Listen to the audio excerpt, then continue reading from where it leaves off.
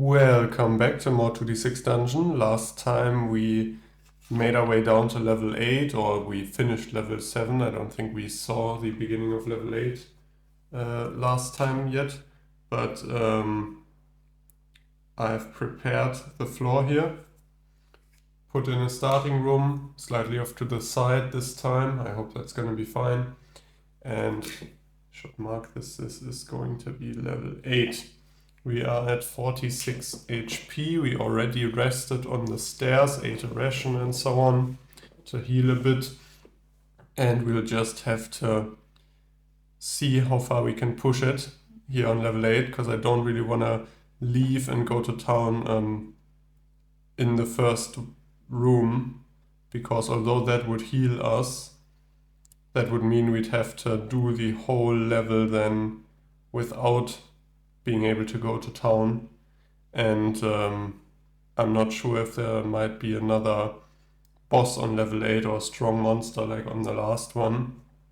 So we should really stretch the HP we have as far as we can take it, I think, to be as efficient as possible with our resting, returning to town and so on.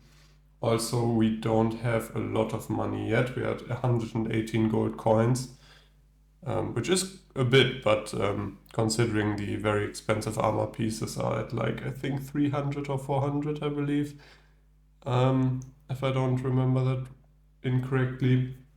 We have a bit to go. Okay, so for level 8, there are some new rules again. I think last time we had new rules on level 6, which were the room sequences. Level 8 has a bit more unique rules here, and I'll just read the section to you. So, level 8 has smaller rooms and more corridors.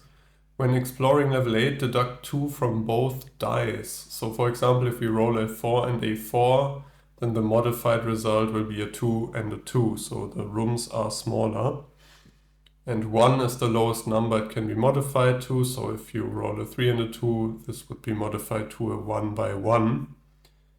And I am guessing that means we don't roll after that then, even though that would be doubles. Although, are there 1 by 1 rooms? On the earlier floors there aren't, because if you roll a 1 and a 1, you automatically re-roll and add those on. Not sure. So it says here this will result in more corridors and small rooms. Do not deduct 2 from the dice when rolling the second time after rolling doubles on the first roll.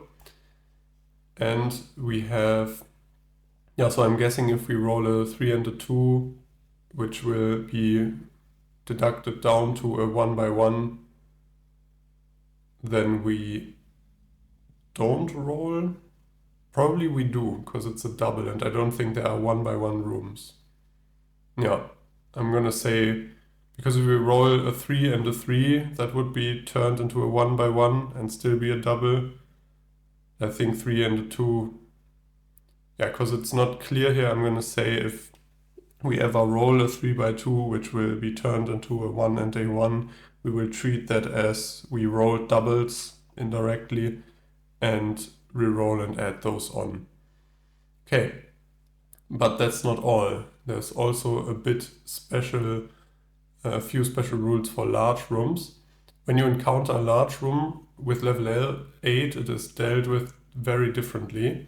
You do not roll on a large room table, instead calculate the exits and then within the area of the large room draw in a series of walls so that it looks like a mini maze, and there's an example here.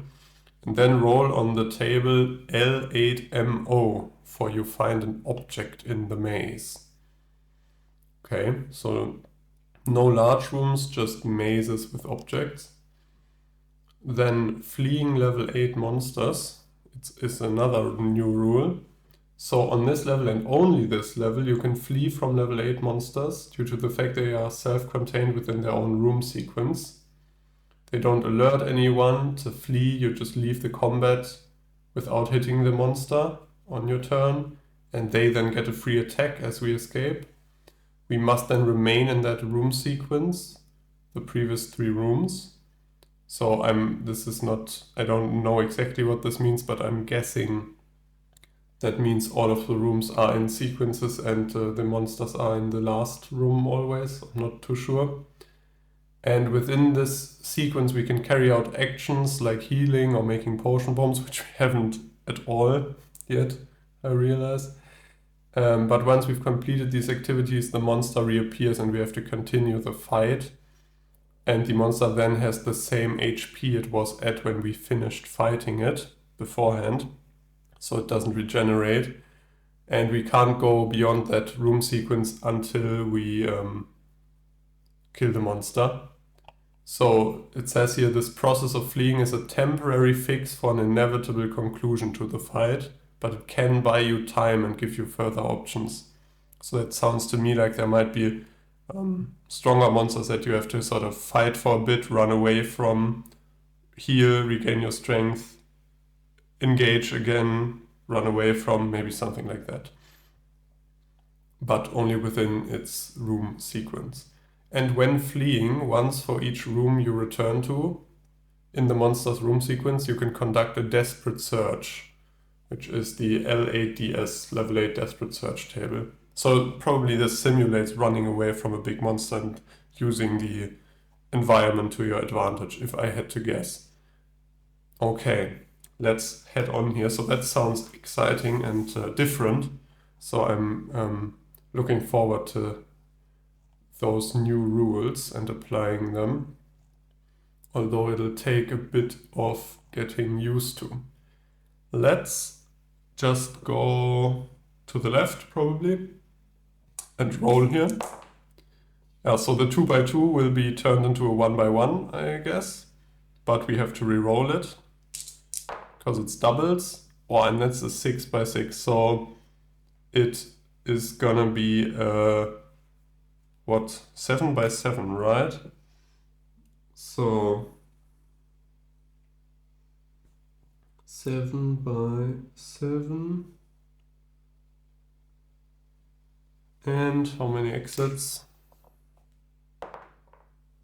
One exit. Put that up in the top here.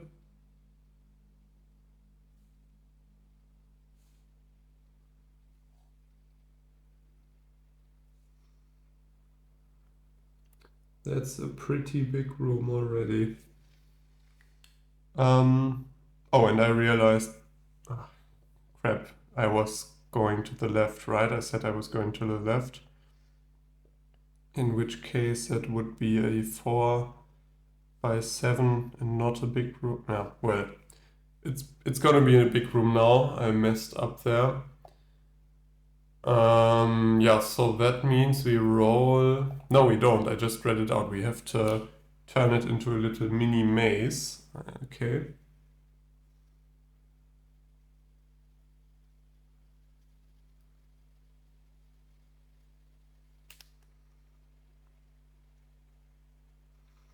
And the rules show something like this.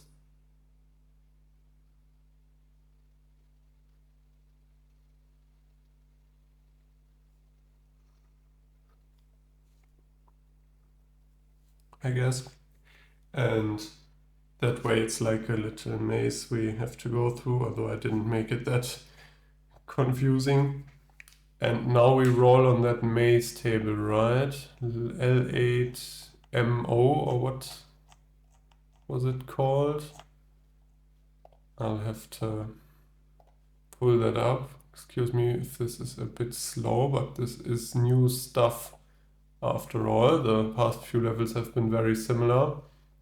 Yeah, level 8 maze objects, so 2d6. The passageways lead to something in the center. A 6 is in the center of the corridors is a glass dome, under which is a red rose.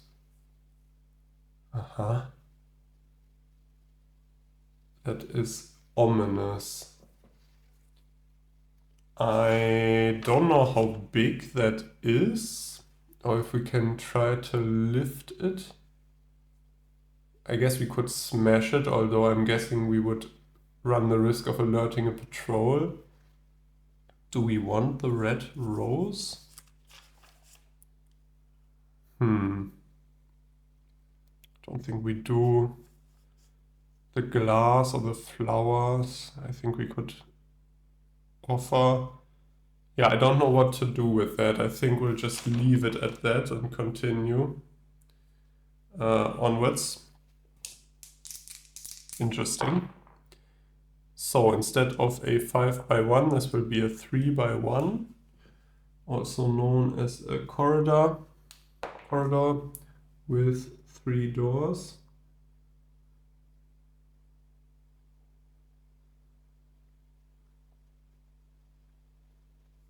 Like this. Let's continue upwards. A 3 and a 2, which will be a 1x1, and I said earlier we're gonna treat that because I think it's of no use to put in a 1x1 room. That is gonna be like rolling doubles, and then we re-roll and add those on. So 4x4, I think. I hope that's correct. Not too sure. 2 exits. Yeah. I don't know if I'm doing that correctly, but so be it. So this will be our first normal sized room, which we'll have to just roll 2d6 as per usual for. 5 and a 2. An icicle cave, and that's part of a room sequence of 4 rooms, so we have to then go to the first one in that sequence, which would be cold stone. Or the cold stone, I assume. So the walls here appear to have frost on them, and there is a magical source of cool air funneling in. If you do not have anything to wrap yourself in, lose 4 HP and then roll on L8TR. And it's got archways leading to the ice bridge and is unique. Do we have anything to wrap ourselves in? We have some cloth. And we do have a flint and steel and a lantern. It would warm us, but we can't really wrap ourselves in that. Did we find a rope? No such luck.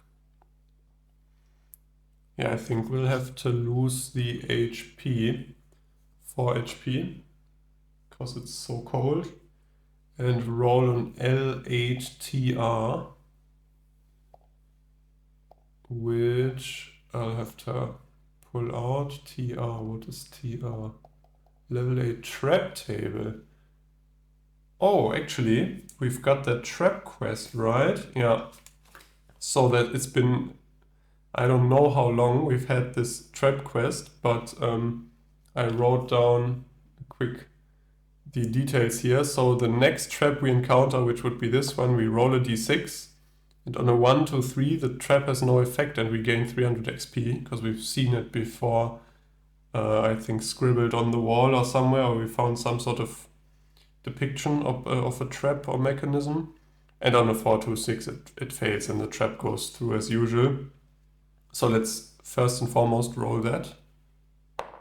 Okay, so that's a fail, so good thing we've carried that quest around for that long. I'll just cross it out here. And let's roll on the level 8 trap table like usual. It's a 9. Portcullis is slammed down to shatter the doors and fill the doorways in this room. Okay, so could be worse, I suppose. But this does entail a whole lot more of dice rolling, I think. Because now we have to look for a portcullis lever table, if I'm not mistaken. Try to open those somehow to continue. Portcullis lever table. 1. Let's roll those 2d6. A6. A lever next to the portcullis works and opens all the portcullises in the room. Okay, so that trap was lame, but better than losing lots of HP or something like that. Let's continue upwards from here to the next room. So a 6x5, which will then be a 4x3 with 2 doors, which can really only lead to one more room here, because we're nearing the top edge here already. And so this will be the next room in the sequence, which is the...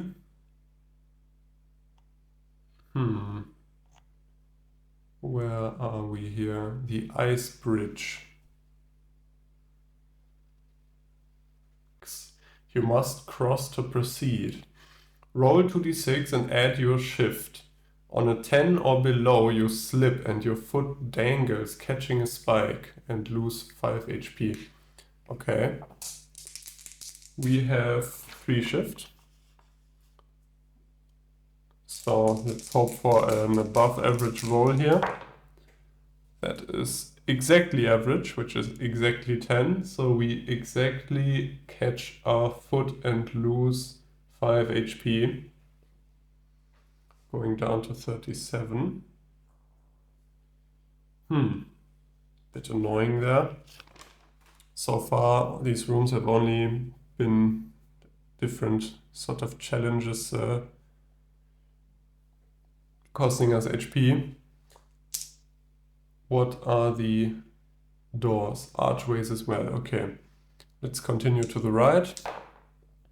So that'll be a 1x1, which then I'll add on. So it'll be a 6x2. And let's roll for exits. 2 exits. Let's have one going to the left and one down.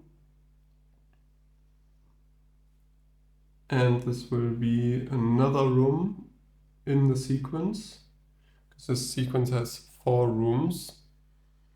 The icicle cave. Yeah, so I'm guessing, I haven't looked ahead yet, but I'm guessing after reading those special rules that these are the first 3 rooms, and in the 4th there will be some monster that we can then fight going back through these rooms if we want to. So dripping water has formed icicles, making it feel cave-like. A frozen warrior stands in the center. It comes alive. Use Terra Magna stats. If you survive, you spot 2 bags and roll on bag table 2 + 2 twice.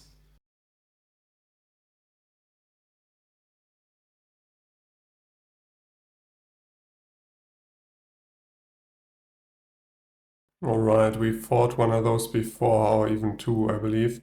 So 30 HP, 2 shift, 1 and a 4, and a 3 and a 5, which means against the 3 and the 5 we don't have armor, but against the 1 and the 4 a great helm will reduce that by 3. And the interrupts are on primary 1s, 4s and 6s, so that hits are ferocious strike. Okay. I think this will be fine. This is a bit of a smaller fight at this point. Not nothing, especially because we only have 37 HP. But again, I should have been using the herbal remedies the last few rooms. Definitely, I keep forgetting that because you can use them once per room, I believe, as long as you have some left. So we could be healing by 10 HP every room if we made use of our herbs. Okay. First round of combat, let's just attack here. So we roll a double 4, which we can easily turn into a 6 and a 4. Which means -3 damage from the interrupt, so 2d6 plus 6. 13. That's a very nice start. Have the Terra Magna attackers. 6 and a 1. Can't get to that bash, can't get to the sidekick. Perfect roll. For us, that is. Let's attack back. Exact strike of the swooping spin. Yeah, I think we don't have any other options. Let's do that. So the interrupt doesn't apply, and we gain the +3 from the shift. So d6 plus 8. That's another 13. Wow. 13 damage each round. Not too bad. Let's get attacked ourselves. Or let's hope we don't. 1 and a 6. Okay, I'm afraid we do, because that'll be the Morningstar Bash, which we have the Great Helm against, so d6 plus 1. And that's a low roll, finally. Some low damage rolls from the monster, so only 2 damage. Let's go into round 3 and hopefully kill this fool.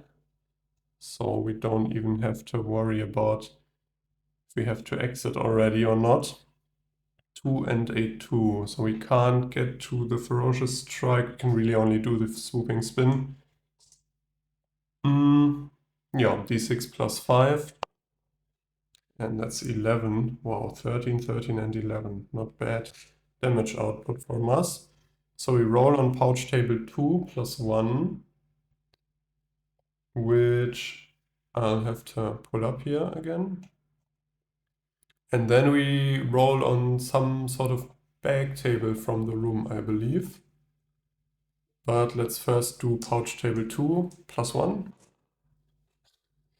Shit roll, but plus 1 will be a 3. Nothing, the pouch is empty. At least we gained an empty pouch, I guess. But I don't think we need one. Oh, and I just looked, so if we didn't have that plus 1 modifier, the complete fumble, the double 1 on the pouch table 2 is nothing. In fact, there is a hole in the bottom making it useless. So at least we could keep this pouch and use it for something, but I won't because we already have too many pouches. But that's funny. And let's see here. Level 8 rooms. What kind of loot did the room have? Bag table 2 plus 2. Twice. Ah, I remember. Okay. So bag table 2, I think not bad in the past. And with the plus 2 modifier and rolling twice, I'm quite excited for this. Ooh, and that's a 12 already for the first one. This seems to be the valuables from a raid, including D6 medium quality pearls, D3 plus 1 low quality rubies, and D3 low quality emeralds. Great stuff. So D6 medium pearls, 3 medium quality pearls, pearl times 3 medium quality. I think I noted that down incorrectly. Medium quality times 3. And then, what was it? D3 plus 1 rubies and D3 emeralds. Oh, I don't have my D3 with me. We'll just have to roll the D6 and halve it and then round up. So 1 and a 2 will be a 1, 3 and a 4 will be a 2, and 5 and a 6 will be a 3. So D3 plus 1 low quality rubies. That's 2 low quality rubies. Ruby low quality times 2. And D3 low quality emeralds. Hey, that's a 3 at least, so emerald low quality times 3. Not bad. I think that's a bit of money. The low quality gems aren't worth terribly much, but still nothing to sneeze at also. There's a lot of them here. And now second bag again, +2. So 8 plus 2 is a 10. You peer inside the leather bag and see 3 goblets worth 66 plus 20 silver coins, a throwing dart, and a potion. Oh, here we go. Okay, so I was hoping for more potions because we've used our healing potions on the last floor. But first of all, 3 goblets. And those are worth 66 plus 20 silver coins. 4 plus 8 is 12. Plus 7 is 19. Plus the 20 is 39 silver coins. That's not that much. And a throwing dart and a potion. Did we have any more throwing darts? I don't think we did. I'll just pop that into this pouch here. And the potion is potions table 1 plus 1. Let's quickly roll on that. And then we'll be done looting this room. So potions table 1 plus 1, a 4. Plus 1 is a potion of strength.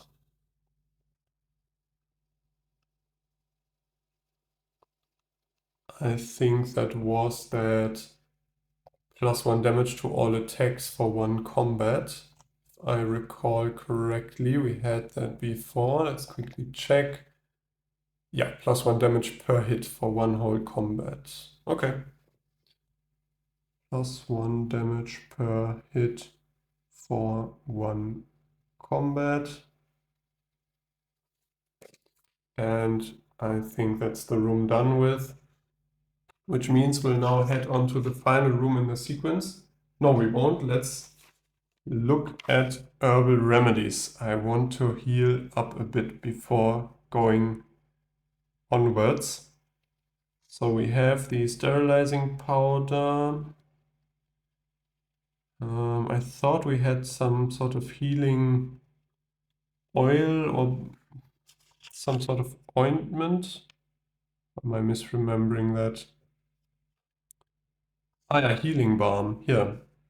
Healing balm times 2. So let's use one of those doses. Yeah, so healing balm heals 10 HP, can be used once per room. That's 10.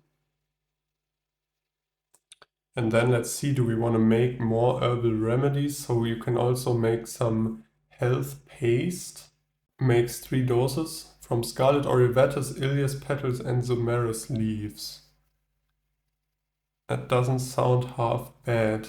And that also heals 10 HP per dose and can be used once per room. So, Ilias petals, Zomerus leaves, Scarlet Orivetus.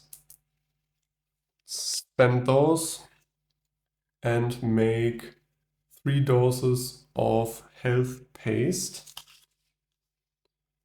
1 of which we will use immediately. So health paste times 2. I just put the HP values behind the items so I don't have to keep looking those up.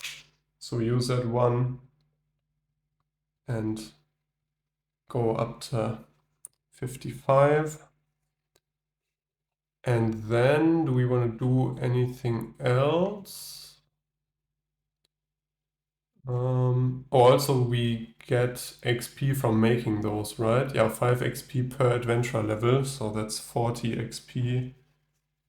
It's not amazing, but hey, we'll take every bit we can get. Yeah, let's also make, because we are in a bit of a dire situation, we've used both of our big healing potions, let's also make a medicated bandage, or medicated bandages, I guess, because we can make D3 doses. So that uses cut Dankoma stems and Scarlet Orivetus added to a bandage and applied to a wound. I don't think we have a bandage, do we? We do have cloth, right? yeah, we have pieces of cloth we've been using as bandages. I think that's the same. Yeah, let's say, because this is inventive usage anyways, let's use that piece of cloth together with those herbs and make D3 medicated bandages, which again, I'll just have to roll the D6 because I don't have my D3 here. Hey, and that's a 3, right? Yeah. Yeah, 1, 2, 3, 4. Yeah, 5, 6 is a 3. So, lucky us. So, 3 medicated bandages. Put those on the back here.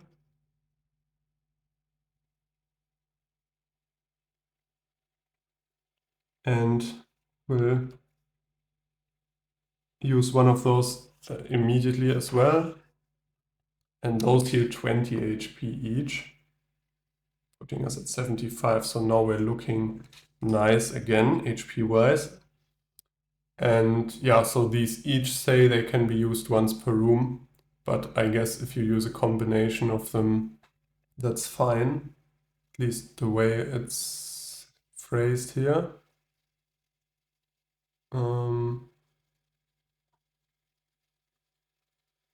Yeah, and that means we gain another 40 XP because we made another herbal remedy. Great stuff. Okay, so now we can start healing 40 HP every room. At least for 1 room. Yeah, but we have a bit more healing here, which can't be used during combat, I believe, so potions would still be nice, but that makes me feel a lot better about our chances. Let's move on. At least I'm assuming there's going to be some sort of strong monster in the final room here, the way the rules made it sound. This might have been a bit of an overreaction, but we'll see. I don't believe the Terra Magna was the final enemy. So that'll be a 1 and a 1 for the room. +2 and +3 will be a 3 by 4.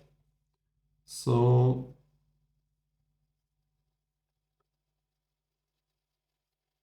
put that like that. And it's a dead end, fitting, because it's the end of a room sequence. So that would be room number 4, which is then internal snow. So I guess an underground snowy area. Somehow it is snowing in this room. Oh, it is even snowing. Okay. Which forms large mounds. From one bursts an ingeti. The beast charges you. You must fight it. If you survive, you find 2 bodies. Roll on body search table 2 + 1 twice. And that's the final room of the sequence. Okay, here we go. So the ingeti, what is that? I'm guessing that's a level 8 monster then, in that case. It sure is. Okay. Here we go. Looks pretty nasty. 82 HP, no treasure. 3 shift. 2800 XP. Wow, okay, yeah, so... But the levels take a lot more XP as well, but that is quite the jump from the monsters we've been fighting so far. So rough fur on primary 2s, 3s and 6s, which are exactly our maneuvers. So all of them do 4 damage less, and we don't even have to look at the swipe because that's the weaker interrupt. So as I said, only 1 interrupt applies at a time, and in that case we would have to apply the rough fur on all of them. So all of our attacks do 4 damage less, not great. Savage Bite, a 1 and a 2, we can use our helm or our gauntlets against that. And the double 3, we don't have a primary 3, but we do have a secondary one, so our helm. So at least the Ingeti's attacks also each do 3 damage less, because our armor blocks all of those. But 82 HP. Yeah, so now I see why you would fight and then retreat and then continue fighting, but that's cool, I think. I'll quickly note down the HP and get the fight sort of set up here. So 82 HP, again I did it in 8 rows of 10 and then 2 at the bottom, so we can easier track that easier, see at a glance how much HP is left. And yeah, we'll just have to start fighting, I think. Let's throw our throwing axe +3 because it has that Yips rune. And I just reread the description, so the rune says the weapon returns to the adventurer's hand if it causes damage on that attack and can be thrown again in the same combat, giving 1 extra attack. And so let's throw it. So throwing axes do 6 plus the 3 will be 9 damage. We then have to see if any of the interrupts apply to it. Yeah, so the first one does. The second interrupt does not. So -4, so 5 damage go through. And then the weapon returns to our hand. And now we could throw it again, but I don't want to have to risk losing it, go looking for it and so on. I think we should just now actually keep this and throw it once at each enemy and be happy that as long as we don't miss or the interrupts completely deflected, it will return to us, because it says as if it causes damage, it returns to our hand. So now we basically have free 5 damage, or yeah, depending on the interrupts, up to 9 damage at the beginning of each combat, which seems great. And then let's just attack normally, I think. Or do we drink the strength potion? Is that worth it? Okay, so I think because likely we'll have to flee and return and continue the combat, I don't think the potion will be in effect then, because it just says for 1 combat. I don't think I'm going to do it here. Yeah, I think let's just fight this guy the normal way, just attack. So, combat round 1, and we miss. Okay, great stuff. Let's have the Yeti, whatever, attackers. 5 and a 1. Can't get to the Savage Bite. And can't get to the Freezing Breath, really? Double 3, so that would require 4 shift. He only has 3. Yeah, great. Okay, so he misses as well. Not a mishap, but okay. Not bad. 5 and a 3 for us. That'll be a Ferocious Strike. And I hope we'll only be doing those, otherwise this might take a while.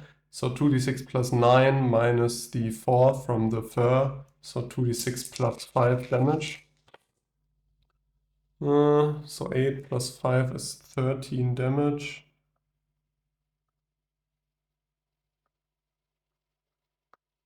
Like that. No, not bad, not bad. Let's have him attack us. Oh, that's a prime attack. Okay. So what's it say here? The beast brings down a terrifying hand of jagged claws that you cannot escape. Lose 2d6 plus 10 HP. Ugh. Let's roll. At least that's a low roll, but 14. What an attack. Okay. But it's been a while since an enemy critted us or did a prime attack, I believe. So can't really complain, but still, I will complain because that sucks. Let's attack ourselves. Double 3. Just off the Ferocious Strike, which is annoying, so it'll only be the Swooping Spin. d6 plus 1. So only 4 damage. Yeah, that's quite the difference between the two maneuvers. Let's get attacked ourselves. almost a miss, but instead it'll be the Savage Bite. Or will it? No, it'll have to be, because that's the maneuver that does more damage. So 2d6 plus 6 minus 3 from our armor, so 2d6 plus 3. 4 plus 3 is 7. So we're going down to 54. And we are in round 4. Add a 1 shift. So now let's hopefully only do ferocious strikes from now on, or crits. That's a double 5. That'll be a ferocious strike for sure. So 2d6 plus 5 again. Kinda low roll. 11 damage. Like that. But it's looking okay. So we have to remember that if we want to flee and get a break to heal up and flee into the last room, we'll have to withstand one more hit. So we should do it early enough, not if we are on the brink of dying, because it'll get a free hit in. And at that point, it probably has enough shift to do the Savage Bite for sure. Yeah, so we'll have to keep that in mind, but 54, I'm content to do maybe 2 or 3 more rounds of combat. But first, let's get hit. So 5 and 3. So that won't be the Savage Bite, that will just be the Freezing Breath. 2d6 plus 4 minus 3 from our armor, so 2d6 plus 1, and a low roll, so only 4 damage. That's great. Yeah, so quite the variety there compared to the prime attack earlier. Quite a different amount of damage. It is luck-based after all. Let's attack ourselves with 2 bonus shift. Whoop. Throwing the dice everywhere. 2 and a 6. That does not sound good. Yeah, so we won't be able to do the ferocious strike. But actually that's an exact strike of the violent cleave. Yeah, okay, so that's not too bad. So that'll do d6 plus 5 minus 4 from the maneuver is d6 plus 1. But we add our 5 shift back. So we'll end up at d6 plus 6. Quite a bit of adding and subtracting numbers here. So that'll be 11 again. Let's do it like that. Okay, already more than half dead. Let's have a mitters. 5 and a 2. I think I rolled that earlier. But he has enough shift now to do a Savage Bite. 2d6 plus 6 minus 3 from our armor, so 2d6 plus 3. And that's a bit of a higher roll. So 12. Not great. 12 damage. I think I'm gonna risk it and do one more attack before retreating, because I'm guessing if we retreat and then restart the combat, that'll be combat round 1 again. At least that's what I'm assuming. So I want to use the bonus shift as long as we have it, sort of push it as far as possible, push our luck a bit to have a higher chance of rolling those ferocious strikes, because otherwise we'd start out at our 3 shift again. Yeah, at least that's the way I'm assuming it works. So let's hit the monster. 4 and a 6. It's exactly the wrong way around for the exact strike, but we can still turn it into the ferocious strike. 2d6 plus 9 minus 4, so 2d6 plus 5. Let's hope for a high roll. That's a high roll, so 15. Let's see here, that'll be 1, 2, 3, 4, yeah, like that. And then we'll have the Ingeti attack us and see where we stand HP wise, if we want to risk it one more or not. Always run the risk of another prime attack roll, which at the worst could be 22 damage, 12 plus 10. So we should keep that in mind, just so we don't get critted out of existence. So a 5 and a 3. It's got 6 shift. So it'll be able to use 4 here and 1 here, doing another Savage Bite, so 2d6 plus 3. 8 plus 3 is 11. 7, 27. Okay, let's push it a bit more. Let's do one more because we can... Oh, actually, no, wait. That's stupid. I almost did something stupid because if we now attack, the Ingeti attacks us, doing probably around 10 or 12 or damage like that. And if we then flee, it gets another attack in on us. So I think right now we can only, in good conscience, allow it to hit us one more time, which means we have to flee now. Okay, so let's flee combat. Pull up the rules again, just so we're doing this correctly, because it's the first time we're doing this. It doesn't alert anyone. You leave the combat and the room during our round without hitting the monster. They get a free attack as we escape. So let's roll. 1 and a 3. So they bite us one more time. So 2d6 plus 3. Ugh, and that's another 11. Putting us at 16. Okay. And we run out. You must then remain in that monster's room sequence, the previous 3 rooms. So we run back to the icicle cave.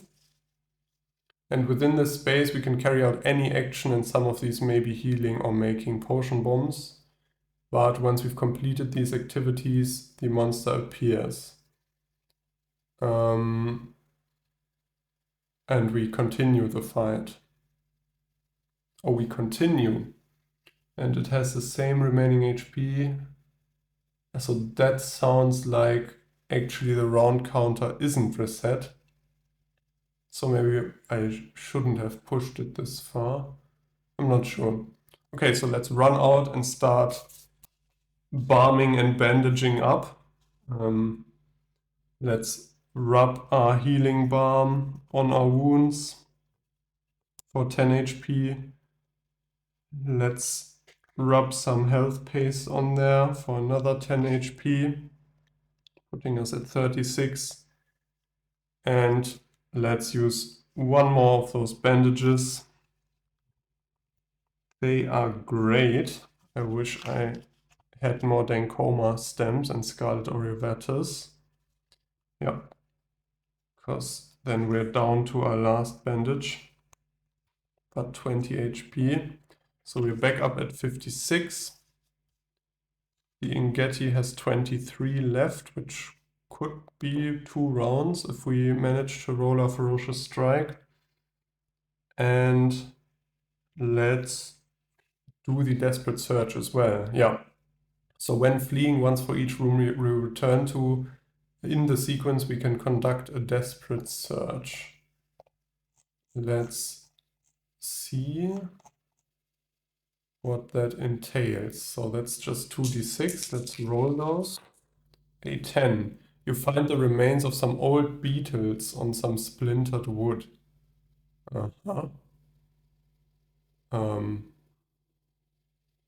You return to the room and desperately search. Okay, yeah. So I guess old beetles are just crap. Let's not take those. Or do we don't think they are used for anything?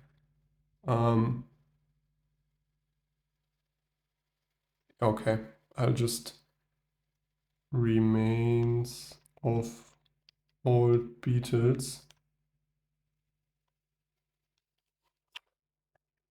And that means now the Ingeti bursts through the door again and we continue the fight. But I guess we attack first because it attacked us last. And I've kind of lost track if we are in round 6 or 7, but doesn't matter because the shift is already maxed out. Yeah, so because it said in the rules there, good thing I reread that we continue the fight, I think that means we just keep these the way they are. And this is not a new combat. Otherwise we'd be able to throw our throwing axe again as well, but I won't because we continue. Okay, let's just attack. 4 and a 6. Yep, that'll be another ferocious strike. Good stuff. So 2d6 plus 5 again. And that's a nice roll, 15 damage.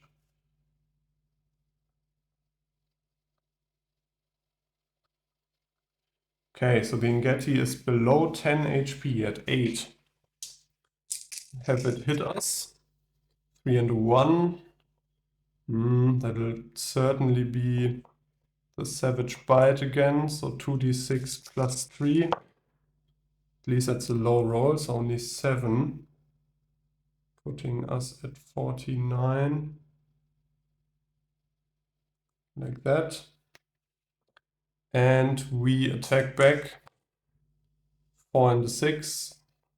Again, turn that into a ferocious strike. That's the 4 there. So that'll be 2d6 plus 5 again. And that's 12, which is more than enough to finish the monster off. Ooh, cool stuff. Yeah, this is quite different.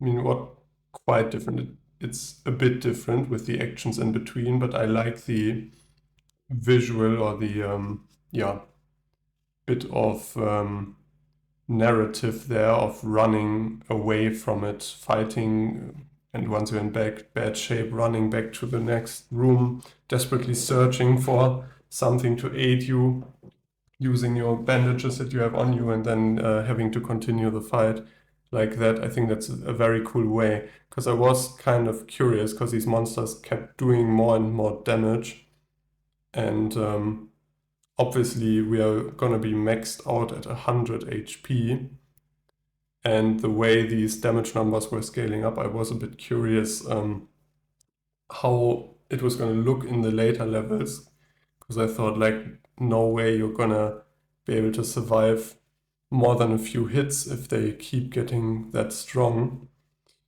But this explains it, so you get sort of breaks in the fight. Yeah, that's cool. And also, we now can return to the room, I believe, and look if we get any treasure there. So I think it said something about bodies.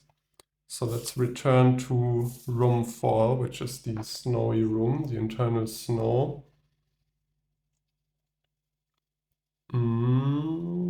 Body search table 2 plus 1 twice. Not bad. Body search table 2 plus 1 twice. Okay, first one. So that's a 9, plus 1 is a 10. There's a small pouch of medium quality gems, and we roll on gem table 1 times 3. Let's do that.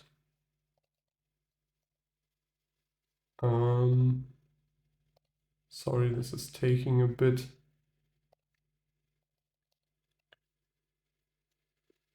Gem table 1 times 3. Oh, that's just a d6 to determine which kind of gems, and these are all medium quality, it said.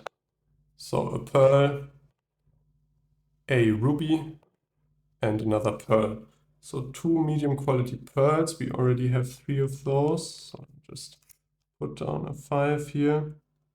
And 1 medium quality ruby.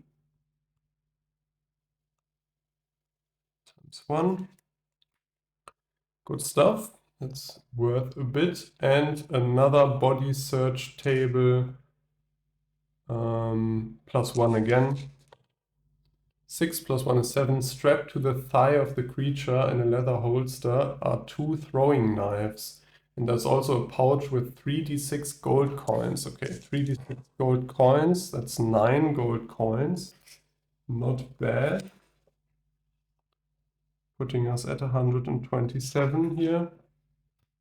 And 2 throwing knives. Let's put those on the back here. Didn't we have throwing darts somewhere as well? I think I noted that down in the front page.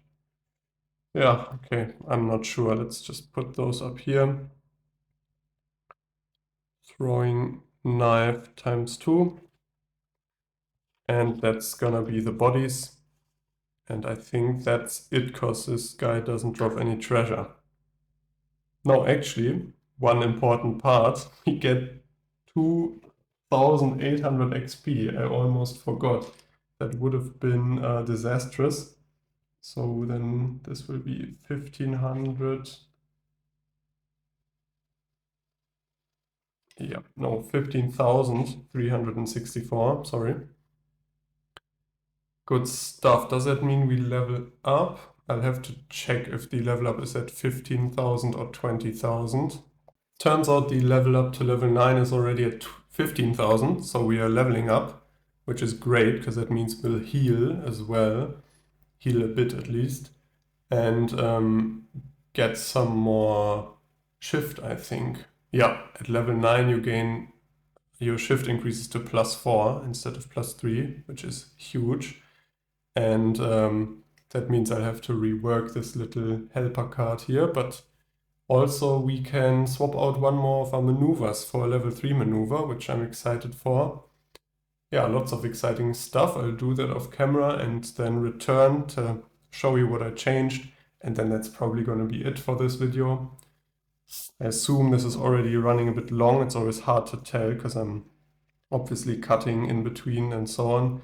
But I didn't really want to split up this room sequence over several videos. And this was very cool, I think. This build up and the fight at the end and the running back and looking for stuff. Yeah, very cool stuff, especially because it's a bit different than the earlier levels, which got very similar, at least the last few. All right, I'm back. So what changed? So our max HP is now at 90 because Gronko is level 9, and I just realized I didn't actually update the level there. I tried to update our XP on the character sheet, and while erasing the old one, the old XP, it ripped here as well. So now the XP, HP, and gold coins are ripped. Our precision stayed the same, our discipline stayed the same. So level 9 characters have 4 precision and 4 discipline. We have the +1 from arm wrestling and also +1 from our ring. Our shift increased to 4. I think I already mentioned that, which is great. And I switched out our swooping spin for a new maneuver, a level 3 maneuver, the Thunderous Blow, which is a completely different dice set, 1 and a 2. Well, not completely different actually, the 2 stayed the same. And that does 2d6 plus 9 damage as well, like the Ferocious Strike. So I am very happy with that. Also, we can now reallocate our Kirby rune, I believe. So the swooping spin originally only does +4, d6 +4. And now that we have switched out that maneuver, we can reallocate that 1 extra point of damage. Now, I'm not sure if I want to buff up the Violent Cleave. I don't think so, because although it's a cool idea to strengthen the weakest maneuver to get it a bit stronger, I think in most cases we're going to be using one of the other two, so the Violent Cleave will be used almost never from now on, so it makes a lot more sense to actually put that extra damage on one of the other ones, and I think I put it on the Ferocious Strike. So we'll get up to that 10 there, 2d6 plus 10. Like when the Ingeti critted us. It did 2d6 plus 10 damage as well, so we are as strong as a Yeti now.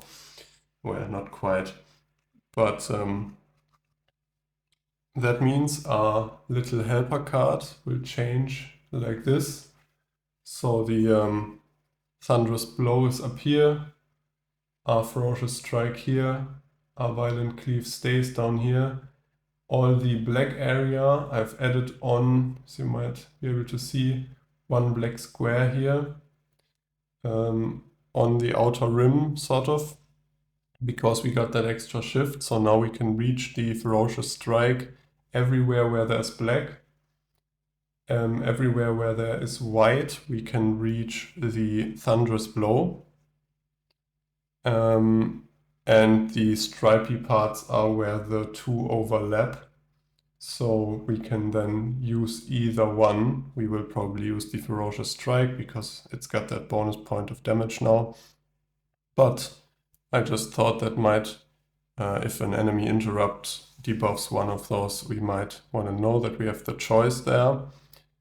And then down here, the little two gray squares, if we roll a 2 and a 6 or a 3 and a 6, we have no choice but to use the Violent Cleave.